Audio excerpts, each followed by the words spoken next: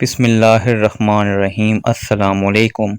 Easy fast and smart English کے basic lesson number 3 میں خواجہ مصطفیٰ حسین آپ کو خوش آمدید کہتے ہیں۔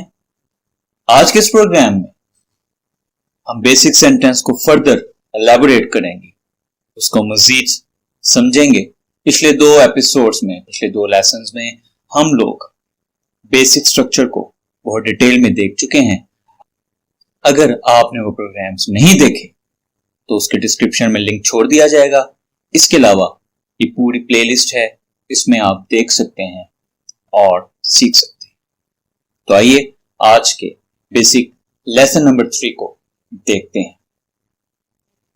فقرے کے عام طور پر دو حصے ہوتے ہیں، جس میں ایک کو ہم سبجیکٹ اور دوسرے کو پریڈیکیٹ کہتے ہیں۔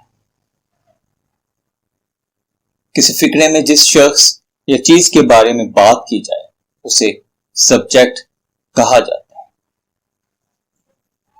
سبجیکٹ کسی بھی فقرے میں سب سے اہم ہوا کرتا ہے اور جس شخص کے بارے میں بنیادی باتیں بتائی جاتی ہیں اسے سبجیکٹ کہا جاتا ہے۔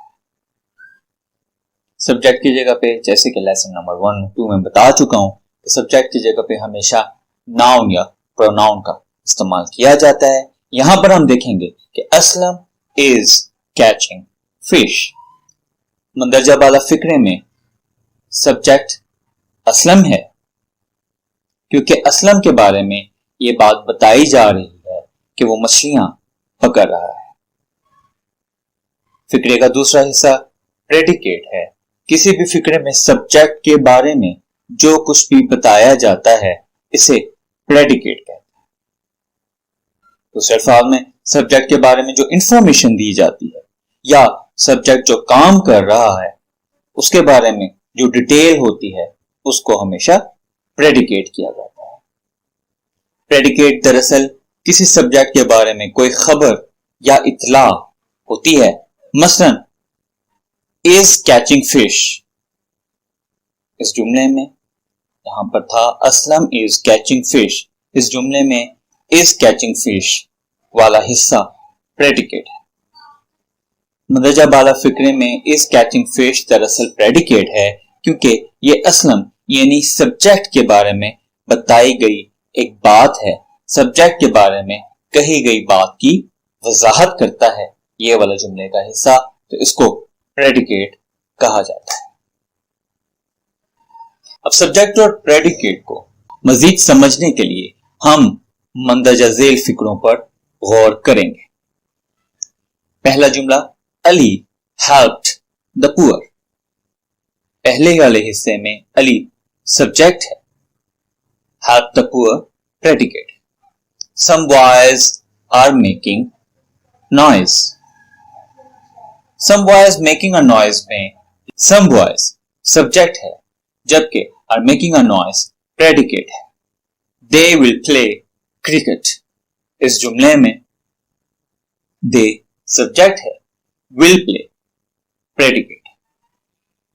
ہم دیکھ سکتے ہیں کہ مندرجہ بالا تینوں فقروں میں پہلے حصے میں وہ شخص ہیں، وہ لوگ ہیں، وہ پروناؤن ہیں جن کے بارے میں کوئی بات بتائی گئی ہے، لہذا سب سبجیکٹ ہیں، جبکہ دوسرے حصے میں وہ الفاظ ہیں جو سبجیکٹ کے بارے میں کوئی اطلاع یا خبر دے رہے ہیں، لہذا وہ سب پریڈیکیٹ ہے۔ پریڈیکیٹ عام طور پر دو چیزوں پر مشتمل ہوا کرتا ہے۔ نمبر 1 ورب اور دوسرا آبجیکٹ۔ ہم جانتے ہیں کہ ورب کو فعل کہا جاتا ہے اور ورب کا مطلب ہے کوئی ایکشن، کوئی ایسا ایکشن، کوئی ایسی ایکٹیویٹی، کوئی ایسا عمل جو کسی جملے میں رونما ہو، اس کو ہم ورب کہتے ہیں۔ دوسرے لفظوں میں ورب ایسا لفظ ہوتا ہے جو کسی شخص یا چیز کے بارے میں یہ بتاتا ہے کہ وہ شخص یا چیز کیا ہے، وہ کیا کرتا ہے اور اس کے ساتھ کیا ہو رہا ہے۔ ورب دراصل سبجیکٹ کے بارے میں ہمیں انفارمیشن دیا کرتا ہے۔ دوسری جانب آبجیکٹ ایسے شخص یا چیز، ناؤن یا پروناؤن کو کہتے ہیں جس پر کوئی काम हो रहा होता है। ऑब्जेक्ट दरअसल रिसीवर ऑफ द एक्शन हुआ करता है। अब मंदरजा झेल फिक्रों पर गौर करें। Ali helped the poor. Some boys are making noise. They will play cricket.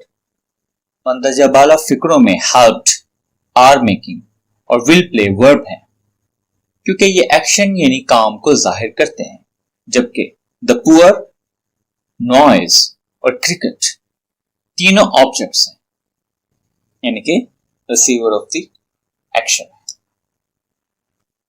तो ये था आज का हमारा बेसिक लेसन नंबर 3।